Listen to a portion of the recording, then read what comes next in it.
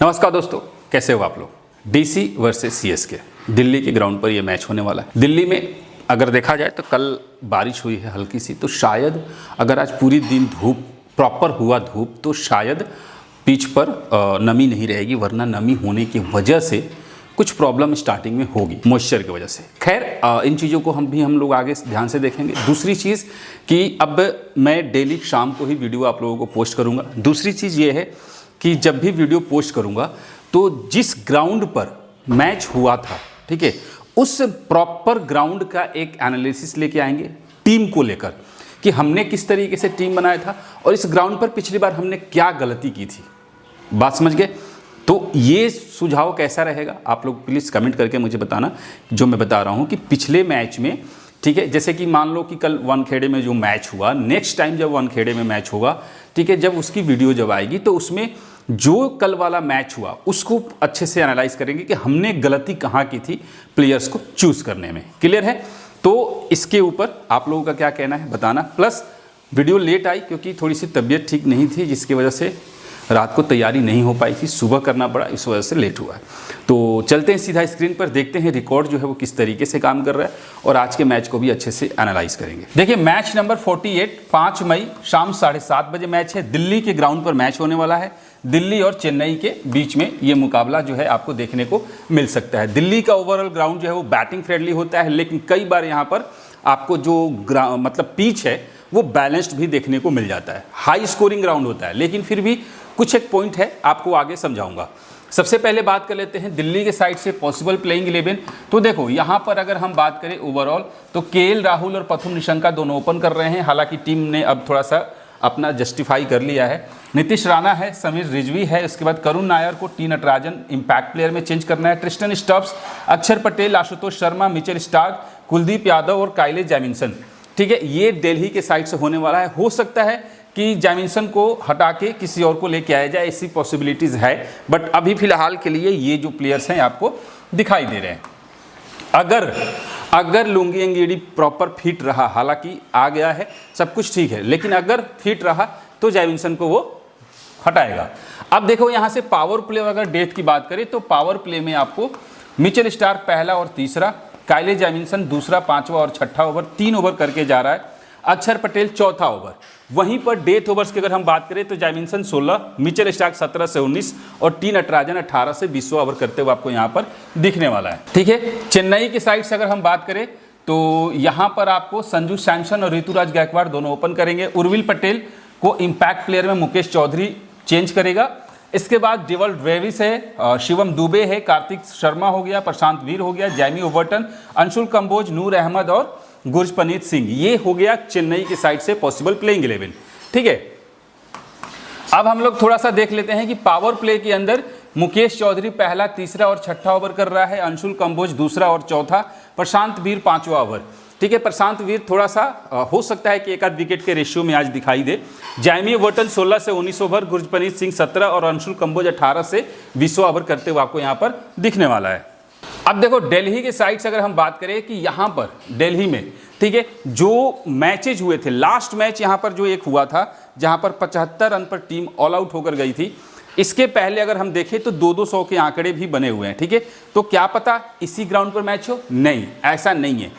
आज का जो मैच होने वाला है वो पिच नंबर 4 पर मैच होने वाला है और इस सीजन में पहली बार उस पिच पर मैच होगा। ऐसा भी हो सकता है कि अगर वो पिच को ध्यान से देखा जाए तो शायद हाई स्कोरिंग मैच हो।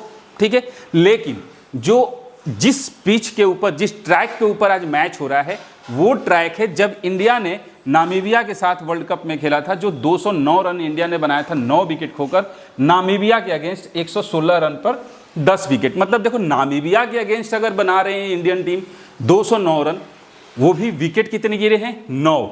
दैट मीन्स की बैलेंस्ड विकेट है, पूरी तरीके से हाई स्कोरिंग विकेट यहाँ पर हम नहीं कह सकते। हालांकि नामीबिया यहाँ पर रन चेज नहीं कर पाई थी, 116 रन पर ऑल आउट होकर गई है। तो ये इस ट्रैक के ऊपर मैच होने वाला है। ओवरऑल बैलेंस्ड विकेट होगा, फास्टर्स को ज़्यादा हेल्प है, सेकेंड इनिंग में स्पिनर्स को हेल्प मिल रहा है। फर्स्ट इनिंग में एक बार 5, एक बार 4 और एक बार 4, यानी कि बस यही बल्क में जो विकेट की बात करें 4-5 विकेट के रेशियो में यही 3 बार मिला। लेकिन सेकेंड इनिंग में थोड़ा सा आप देखो तो 5, 6, 5, 3, 3, 4 थोड़ा सा ज़्यादा है। क्लियर है? चेजिंग की संभावना है तो कोई भी टीम टॉस जीतेगी, टॉस जीतने के बाद बॉलिंग करने का फैसला कर सकती है। मोस्ट प्रोबेबली दिल्ली की टीम जो है वो टॉस जीत सकती है, टॉस जीतने के बाद बॉलिंग चूज करेगी, यानी कि चेन्नई को बैटिंग फर्स्ट करने का मौका मिल सकता है आज के मैच में। क्लियर है? पावर प्ले में कितना होगा, कैसे होगा, वो सब वेबसाइट पे आपको मिल जाएगा। और अगर हम फर्स्ट इनिंग की बात करें तो 4 से 8 विकेट फर्स्ट इनिंग में गिरते हुए दिख रहा है। ओवरऑल स्कोर जो है वो 160 से लेके 190 के आसपास में बन सकता है, और अगर ट्रैक बिल्कुल सही रहा तो फिर 210-20 भी जा सकता है। क्लियर है? अब हम लोग थोड़ा सा इस चीज को और स्कोरिंग पैटर्न के ऊपर देखते हैं। स्कोरिंग पैटर्न की बात करें, सॉरी फर्स्ट इनिंग की बैटिंग ऑर्डर की बात करें तो यहां पर ओपनर्स चल रहे हैं, लेकिन हर मैच में नहीं चल रहे हैं, ये भी देखने की बात है। ठीक है, देखो लास्ट मैच में यहां पर केएल राहुल ने 152 रन बनाए थे, उससे पहले यहां पर ओपनर्स की पूरी टीम ही कोलैप्स हुई थी। इसके बाद अगर हम बात करें कि वो कौन सा मैच है जहां पर आपको मतलब जिस ट्रैक पिच नंबर 4 पे जो मैच हुआ था, वो वाला जो मैच था वो ये था। 7 नंबर का जो मैच है इस ग्राउंड पर हुआ था, इस ट्रैक पर, जहां पर एक ओपनर ने 61 बनाया, फिर बाकी का एवरेज रहा, लेकिन सीधा 5 नंबर का खिलाड़ी जो है वो रन बनाकर जाता है। तो अगर हम इस बात को समझे तो मतलब साफ है कि एक ओपनर यहां पर रन बनाते हुए हमें दिखाई दे रहा है। दोनों ओपनर के चलने के चांसेज अगर हम बात करें तो यहां पर दिल्ली के ग्राउंड पर ज्यादातर ना के बराबर है। अगर हम पूरे सिनारियो की बात समझें, अब अगर हम इस ग्राउंड पर बात करें ओपनर्स की, तो देखो कंटिन्यू अगर हम बात करें तो एक ओपनर जो है वो कंटिन्यू यहां पर आउट होते हुए जा रहा है, कंटिन्यू। ठीक है, अगर हम ध्यान से देखें तो ठीक है, यहां पर तो दोनों ही ओपनर एवरेज गए हुए हैं। कहने का मतलब क्या है, यहां पर दोनों ओपनर एवरेज गए, यहां पर एवरेज गए, यहां पर एवरेज गए, लेकिन एक ओपनर के चांसेज हैं। तो साफ तौर पे संजू सैमसन और ऋतुराज गायकवाड़ दोनों को एक्सचेंज कीजिए। बैटिंग फर्स्ट होता है तो संजू सैमसन का थोड़ा सा मतलब कि रिदम अच्छा मिल जाता है, सेकेंड इनिंग में थोड़ा सा जल्दी आउट होकर जाता है, और ऋतुराज गायकवाड़ को सेकेंड इनिंग में ज़्यादा प्रेफरेंस देना होता है। तो उस हिसाब से संजू सैमसन इंपॉर्टेंट हो सकता है। यहाँ से पथुम निशंक और केएल राहुल, इन दोनों में से आपको रोटेशन करना पड़ेगा क्योंकि दोनों अच्छे टच में हैं। क्लियर है? इसके बाद अगर हम बात करें तो 3 और 4 या तो आपको दोनों टीम के प्लेयर को रखना पड़ेगा, यानी कि 3 और 4 देखो एक बार यहां पर चले, फिर आपको यहां पर चले दोनों के दोनों प्लेयर, फिर यहां पर चले। ठीक है, लेकिन ऐसा नहीं है कि दोनों के दोनों फ्लॉप होके जा रहे हैं। ठीक है, हर मैच में या तो 3 नंबर का खिलाड़ी अच्छा खेल रहा है या फिर 4 नंबर का खिलाड़ी बढ़िया खेल के जा रहा है, तो हमें उसको फोकस में रखना पड़ेगा। अब वो उर्विल पटेल हो सकता है, सरफराज खान हो सकता है। अब सरफराज खान खेलेगा कि नहीं खेलेगा इसकी कोई चांसेस नहीं है, उसके बदले कार्तिक शर्मा उसके जगह पे आ सकता है। ठीक है, अब यहां से देखें तो नीतीश राणा है, टी स्टब्स है। ठीक है, तो ओवरऑल अगर हम बात करें तो यहां पर आपको कम से कम 3 बैट्समैन तो एनी हाउ लेकर जाना पड़ेगा। ठीक है, पैटर्न पर आपको टीम भी बना के दिखाऊंगा और आपको और भी कुछ पॉइंट्स भी आपको समझाने वाला हूं। ठीक है, तो ध्यान से देखिएगा। सेकेंड इनिंग की अगर हम बात करें तो सेकेंड इनिंग में यहां पर दोनों ओपनर्स के चलने के चांसेस थोड़े से ज्यादातर टाइम देखने को मिला है। देखो 43, 76, 41, 92, फिर यहां पर देखो 108, 93, फिर यहां पर देखो 31, 51, फिर इसके बाद एक ओपनर, एक ओपनर, एक ओपनर, एक ओपनर, एक ओपनर, एक ओपनर, एक ओपनर, एक ओपनर। क्लियर है? मतलब ज्यादातर टाइम यहां पर एक ओपनर अच्छा खेल के जा रहा है। दूसरा जो ओपनर है अच्छा खेल रहा है, लेकिन कई बार उसको शायद एक मतलब उसको एडवांटेज नहीं मिल पाता है। ठीक है, शायद वो अपनी पारी को बड़ा नहीं कर पाता है, ऐसे हमें यहाँ पर देखने को मिला है। लेकिन एक ओपनर यहाँ पर चल रहा है, दोनों ओपनर्स जल्दी आउट होकर गए, ऐसे चांसेस बहुत कम हुए हैं। और अगर हम 7 नंबर टीम की बात करें तो 7 नंबर की टीम यहाँ पर 7 नंबर का जो पैटर्न है, हालांकि यहाँ पर नामीबिया ने खेला था तो थोड़ा सा उसको हम लोग इग्नोर करेंगे। क्लियर है? तो सेकेंड इनिंग में भी ओपनर्स के साथ जाना है। सेकेंड इनिंग में आपको 3, 4, 5 में से कोई एक प्लेयर है जो बड़ा इनिंग खेल सकता है, बाकी आपको एवरेज स्कोर देखने को मिल सकता है। अगर हम बात करें फर्स्ट इनिंग की बॉलिंग ऑर्डर की, फर्स्ट इनिंग की बॉलिंग ऑर्डर जो है वो किस तरीके से हो रहा है, ठीक है, तो अब देखो समझना इस बात को। देखो यहाँ पर 3 विकेट, यहाँ पर 4 विकेट, ठीक है, फास्ट बॉलर्स को, फिर यहाँ पर 2 विकेट, फिर 2 विकेट, फिर 3 विकेट, फिर 4 विकेट, फिर 5 विकेट, फिर यहाँ पर देखो 2 विकेट, 2-2 विकेट मिला हुआ है, 3-3 विकेट मिला हुआ है, 2-2 विकेट मिला हुआ है, यानी कि फास्ट बॉलर्स फर्स्ट इनिंग में इंपैक्ट डाल रहे हैं। इसके बाद अगर हम ध्यान से देखें तो लेफ्ट आर्म ऑर्थोडॉक्स को एक बार 2 विकेट मिला है, बाकी के टाइम पर विकेट नहीं मिला है या फिर 1 विकेट मिला है, और वो होगा अक्षर पटेल या फिर अकील हुसैन अगर खेलता है। चाइना मैन को बात करें तो एक बार 2 विकेट और इसके बाद देख लो विकेट नहीं मिला या फिर 1 विकेट मिला।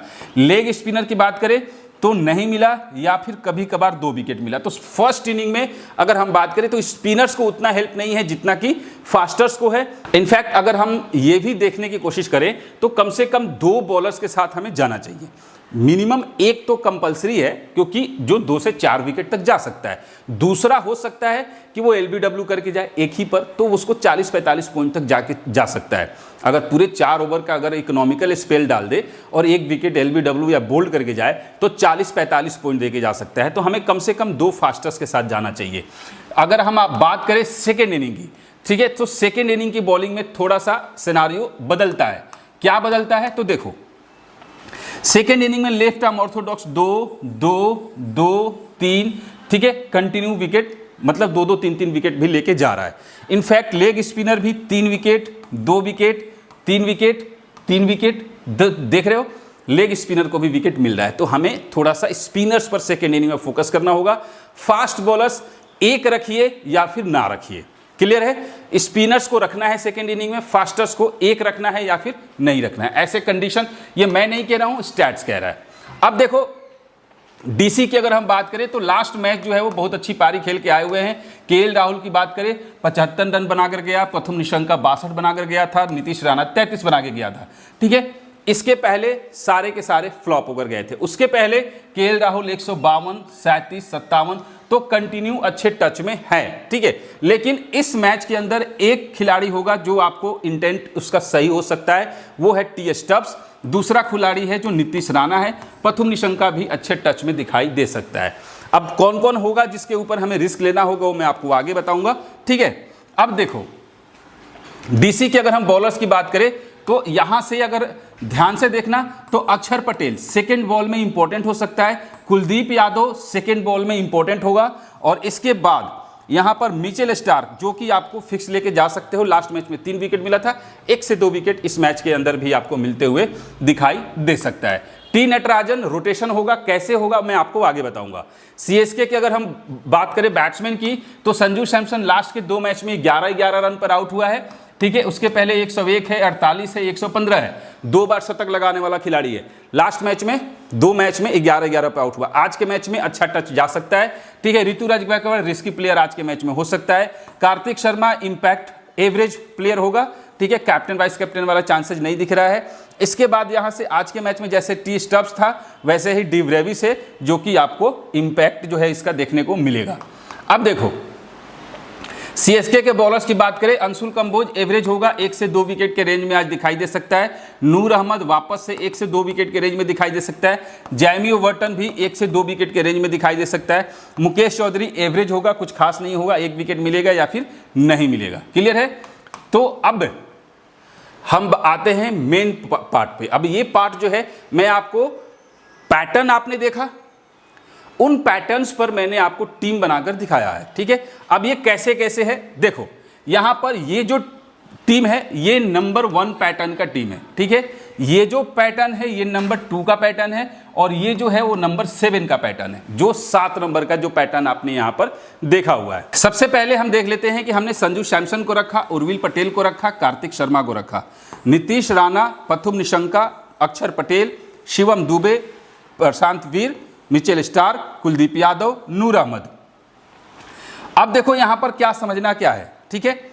ये जो है जितनी भी टीम आप देख रहे हो 3 टीम, ये बैटिंग फर्स्ट सीएसके के चीज में मैंने बनाया है। तो सीएसके अगर बैट फर्स्ट करती है तो उस रेंज में ये जो टीम है मैं आपको बना के दिखा रहा हूं। अब देखो, अगर पहले हम टीम समझा देते हैं फिर रोटेशन बताऊंगा।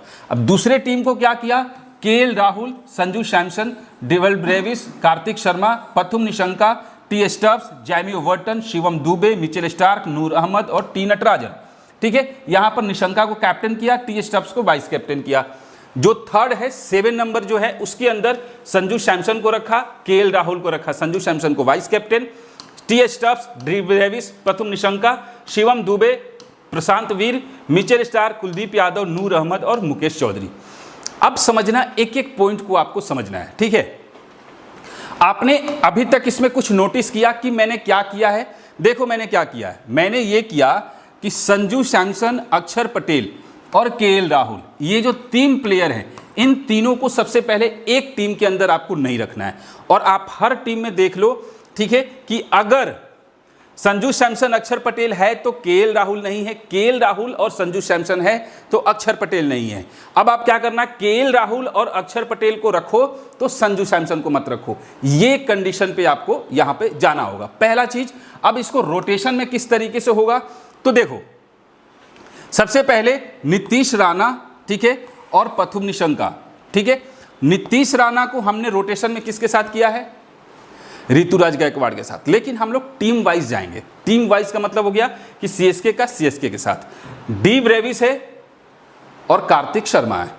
अब आप उसके बाद ऋतुराज गायकवाड़ है। इन तीनों में से किसी एक को सबसे पहले पिक कीजिए।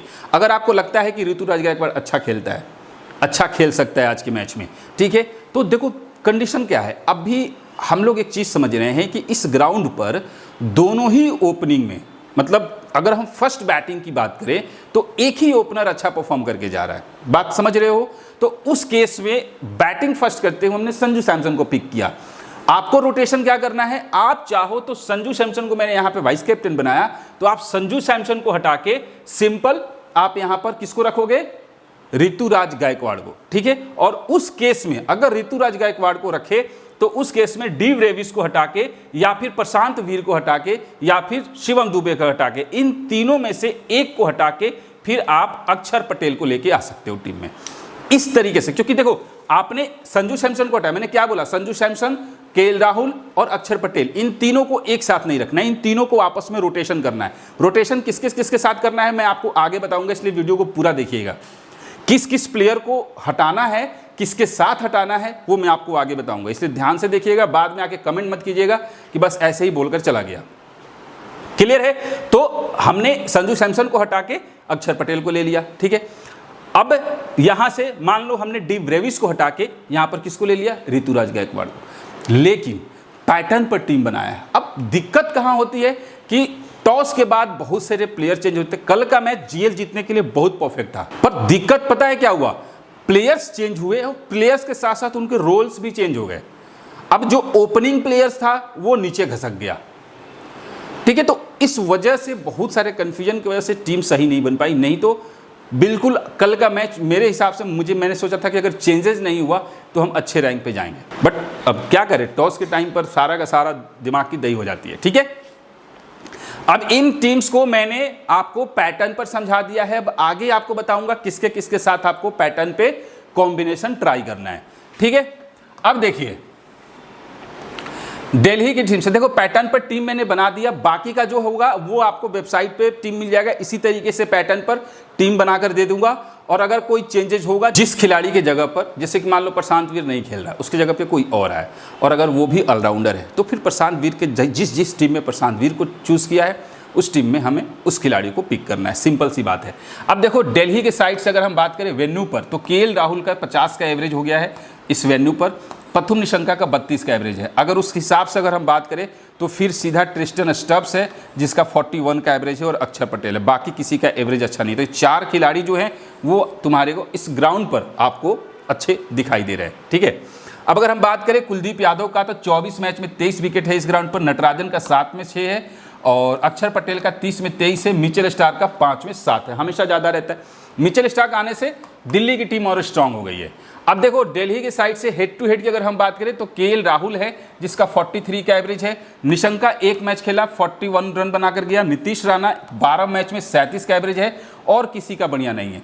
तो 3 खिलाड़ी जो हैं वो इंपॉर्टेंट है हेड टू हेड के पर्पज से। और हेड टू हेड में एक खिलाड़ी है जिसका एवरेज बड़ा अच्छा दिखाई दे रहा है और वो है टी नटराजन, 7 मैच में 10 विकेट लेके गया है हेड टू हेड के पर्पज से देखा जाए तो, बाकी खिलाड़ी का एवरेज है। दिल्ली के साइड से अगर हम बात करें कि किस किस प्लेयर्स को कब रखना है, तो आपके सामने दिया हुआ है, आप इसमें देख सकते हो। जैसे केएल राहुल है, दोनों इनिंग्स में परफॉर्मेंस अच्छा करता है, पथुम निशंका का सेकंड बैट में अच्छा होता है, नीतीश राणा का सेकंड बैट में एवरेज अच्छा होता है, समीर रिजवी का सेकंड में एवरेज अच्छा होता है, अक्षर पटेल का सेकंड बॉल में मतलब वैसे तो दोनों है, लेकिन इसको दोनों इनिंग्स में आप लोग ट्राई कर सकते हो। करुण नायर का फर्स्ट में है, ट्रेस्टन स्टब्स का दोनों इनिंग्स में है। तो उसी तरीके से आपको यहां पर दिया हुआ है प्लेयर्स का इनिंग वाइज परफॉर्मेंस। अब देखो यहां पर दिल्ली के जो खिलाड़ी बेंच पर बैठे हुए हैं उनके रिकॉर्ड आपके सामने दिखाई दे रहा है। अब चेन्नई की बात करते हैं तो चेन्नई के साइड से ऋतुराज गायकवाड़ का इस ग्राउंड पर रिकॉर्ड अच्छा है, 53 का एवरेज है। वहीं पर संजू सैमसन का 27 का एवरेज है। बाकी सीधा शिवम दुबे है जिसका 4 इनिंग में 120 रन है, 30 का एवरेज है। क्लियर है। तो मैंने क्या बताया था, संजू सैमसन, ऋतुराज गायकवाड़, इनको रोटेशन करके जाइएगा ओपनर्स के तौर पे, ठीक है। अंशुल कंबोज 1 मैच में 1 विकेट है, नूर अहमद का 2 मैच में 2 विकेट है। बाकी खिलाड़ी अभी तक इस ग्राउंड पर नहीं खेले हुए हैं। अब अगर हम बात करें हेड टू हेड की कहानी क्या है, तो ऋतुराज का 26 का एवरेज है। देख लो ऋतुराज का हेड टू हेड में जो एवरेज है 26 का है। ग्राउंड पर अच्छा है लेकिन हेड टू हेड में परफॉर्मेंस मात्र 26 का है। वहीं पर संजू सैमसन का हेड टू हेड में 533 है, 41 का एवरेज है। तो संजू सैमसन का हेड टू हेड में परफॉर्मेंस अच्छा है और किसी का उतना बढ़िया नहीं है। एक बार ब्रेविस खेला था जो कि 1 मैच में 37 रन बनाकर गया। वहीं पर अगर हम हेड टू हेड में बॉलर्स की बात करें तो जैमी ओवर्टन 1 मैच में 4 विकेट लेके गया, अंशुल कंबोज 3 विकेट और बाकी सब खिलाड़ी जो है वो एवरेज आपको यहां पर दिखाई देने वाले हैं। अब यहां से अगर हम बात करें चेन्नई की साइड से तो ओवरऑल ऋतुराज गायकवाड़ दोनों इनिंग्स में परफॉर्मेंस सही होता है, लेकिन संजू सैमसन का फर्स्ट इनिंग में सही है। डेवल ब्रेविस का दोनों इनिंग्स में सही है, एवरेज कम है लेकिन दोनों इनिंग में सही है। शिवम दुबे का फर्स्ट बैट में एवरेज जो है वो थोड़ा सा अच्छा होता है। जैमी ओवर्टन दोनों इनिंग्स में इंपॉर्टेंट होगा। तो उसी तरीके से सबके प्लेयर्स के हैं, आप देख सकते हो। बाकी अगर आपको फिर भी नहीं मिल रहा है तो वेबसाइट पर जाकर आप लोग पीडीएफ फाइल चेक कर सकते हो, वहां से आप लोग सारा डेटा ले सकते हो, ठीक है। प्लेयर बैटल की अगर हम बात करें तो इसको छोड़ दो, उतना अब उतना इंपॉर्टेंट नहीं रह जाता है, ठीक है। तो हालांकि है, मैं आप लोगों को लेके दिखा देता हूं ताकि आप लोगों के लिए सही रहे, ठीक है। अब आइए हम बात कर लेते हैं थोड़ा सा। अब यहां पर हम लोग बात करते हैं कि दिल्ली और चेन्नई के साइड से अगर देखा जाए तो कौन कौन से जो प्लेयर हैं किसको कब कैसे रोटेशन करना है। देखिए दिल्ली के साइड से अब किसके जगह पे किसको लेके जाना है। सबसे पहले अगर मान लो चेन्नई की टीम बैटिंग फर्स्ट करती है तो हम लोग फिक्स किसको लेके चलेंगे, फिलहाल के लिए संजू सैमसन को, ठीक है। केएल राहुल का जो रोटेशन है वो करना है आपको अक्षर पटेल के साथ, याद रखिएगा। केएल राहुल, ठीक है, अक्षर पटेल, ठीक है, ध्यान रहेगा। उसके बाद पथुम निशंका फिलहाल के लिए मेरे हिसाब से फिक्स प्लेयर रहने वाला है। बाकी हम लोग पैटर्न पर जब टीम बनाएंगे तो ये अपने आप रोटेशन में चला जाएगा। आप लोग अगर पैटर्न पर टीम बनाओगे ना तो अपने आप सारे प्लेयर जो है रोटेशन में चले जाते हैं अपने आप। बस आपको 4 प्लेयर्स को रोटेशन करना होता है। वो कौन होगा, दोनों साइड से दोनों ओपनर्स, क्लियर है। इसके बाद नीतीश राणा, ठीक है, नीतीश राणा को जो है वो आपको करना है ट्रिस्टन स्टब्स के साथ, ठीक है, टी स्टब्स के साथ आपको रोटेशन में लेके आना है, क्लियर है। इसके बाद ऋतुराज गायकवाड़, ठीक है, ऋतुराज गायकवाड़ को रोटेशन में लेके आना है किसके साथ, डेवल ब्रेविस के साथ, ठीक है। यानी कि ऋतुराज को किसके साथ आना है, ब्रेविस के साथ। दिख रहा है ना लिखा हुआ, या फिर रेड पेन ही ले लूं, वही सही रहेगा ना। और इसके बाद शिवम दुबे को आप फिलहाल के लिए फिक्स रखो और जैमी ओवर्टन के लिए फिलहाल के लिए फिक्स रखो। आपको आगे बताऊंगा क्या करना है, ठीक है। इसके बाद मिचेल स्टार्क को यहां से फिक्स रखो। कुलदीप यादव को रोटेशन करना है किसके साथ, कुलदीप यादव को नूर के साथ, नूर अहमद के साथ रोटेशन में लेके आना है। और काइले जैमिसन को टी नटराजन के साथ, ठीक है, टी नटराजन के साथ। अंशुल कंबोज को किसके साथ रोटेशन में लेके आना है, ये नाम क्या है, मुकेश चौधरी, ठीक है। अंशुल कंबोज मुकेश चौधरी के साथ रोटेशन में लेके आना है, क्लियर है। अब जब आप टीम बनाओगे, जैसे कि मान लो आपने एक टीम के अंदर ले लिया किसको आपने एक टीम के लिए अंदर ले लिया पथुम निशंका को, ठीक है। फिर मैं आपको शॉर्ट में समझा दे रहा हूं, हालांकि अगर ऐसे हटाऊंगा तो समझ में नहीं आएगा, ठीक है। तो मान लो मैंने एक टीम में ले लिया, ठीक है, निशंका, ठीक है, प्लस यहां से संजू, प्लस फिर हमने ले लिया यहां से ऋतुराज को हटाया तो हमने यहाँ पर ब्रेविस को ले लिया, ठीक है, ब्रेविस प्लस शिवम दुबे, उसके बाद हमने यहाँ से ले लिया ओवर्टन, ठीक है, इसके बाद प्लस हमने यहाँ से ले लिया अक्षर पटेल और फिर हमने ले लिया मिचेल स्टार्क, ठीक है, मिचेल स्टार्क, पूरा नाम लिखो नहीं तो गड़बड़ हो जाएगा, स्टार्क। और फिर हमने यहाँ से कुलदीप यादव को हटा दिया क्योंकि स्पिनर के तौर पे हमने अक्षर पटेल को रख लिया है। और फिर हमने ले लिया नीतीश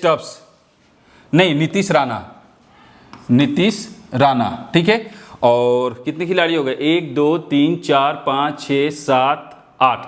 अब तीसरे खिलाड़ी में कौन कौन जा रहा है, तो यहाँ से हमारा जाएगा एक सेकेंड इनिंग के लिए नूर अहमद, और फिर हम जाएंगे फर्स्ट अंशुल कंबोज, ठीक है, 2 10 हो गए। और एक 11वां खिलाड़ी जो होगा वो हम उठाएंगे या तो ट्रिस्टन स्टफ्स को उठा लेंगे या उर्विल पटेल को उठा लेंगे, क्योंकि अगर टॉप 3 में से मान लो कि दोनों ओपनर्स में से एक ओपनर जल्दी आउट होता है तो 3 नंबर के खिलाड़ी का परफॉर्मेंस अच्छा आ सकता है। हालांकि हम पैटर्न के अकॉर्डिंग जाएंगे कि पैटर्न क्या कहता है, लेकिन इस तरीके से अब नेक्स्ट टीम जब होगा तो हम क्या करेंगे कि निशंका को हमने लिया तो हमने क्या करना है, यहाँ पर निशंका के बदले क्या करना है, राहुल को ले लेना है, ठीक है। और फिर यहाँ पर हमने संजू सैमसन को ले लिया। और जब अक्षर पटेल है ना, अब अक्षर पटेल के साथ हमने क्या करना है, अक्षर पटेल को हम हटा के फिर या तो कुलदीप यादव को ले लेंगे, ठीक है, या फिर हम यहाँ से ट्रिस्टन स्टफ्स को ले लेंगे। तो इस तरीके से रोटेशन करना है। अब देखो निशंका को हटा के आपने राहुल को ले लिया तो सिंपल सी चीज है, जो 3 खिलाड़ी हैं उनको रोटेशन करना है, उनको तीनों में से एक को जरूर हटाना है, वो होगा केएल राहुल, अक्षर पटेल और संजू सैमसन। अगर संजू सैमसन सेकेंड बैट में जाता है तो रिस्की हो सकता है, उस केस में पहले प्रेफरेंस पे हम रखेंगे ऋतुराज गायकवाड़ को। देखो ये सारी सिनेरियो है। अब ये जो रोटेशन वाला जो पैटर्न है वो मैं आपको वेबसाइट पे लिख के भेज दूंगा, टेलीग्राम पर जाकर जुड़िए, टेलीग्राम पर टॉस के टाइम पर सारा अपडेट भेजूंगा, कैप्टन वाइस कैप्टन किसे बनाना है ये भी भेजूंगा, ये वेबसाइट के ऊपर भी मिलेगा, सारा डिटेल मिलेगा। तो टेलीग्राम से जुड़ना बहुत जरूरी है, लेटेस्ट अपडेट जो है आपको वहीं पर मिलेगा। तो आई होप आपको ये चीज़ें समझ में आ गई होंगी। अगर फिर भी समझ में नहीं आ रहा है तो मैं इसको और आसान तरीके से समझाने के लिए कोशिश करूंगा कि आपको आगे और भी तरीके से समझा पाऊँ। तो फिलहाल के लिए यही था और अभी के लिए दीजिए इजाज़त। अब आज शाम को वीडियो डालूंगा डेली, एक दिन पहले। मिलते हैं फिर नेक्स्ट वीडियो में, तब तक के लिए जय हिंद।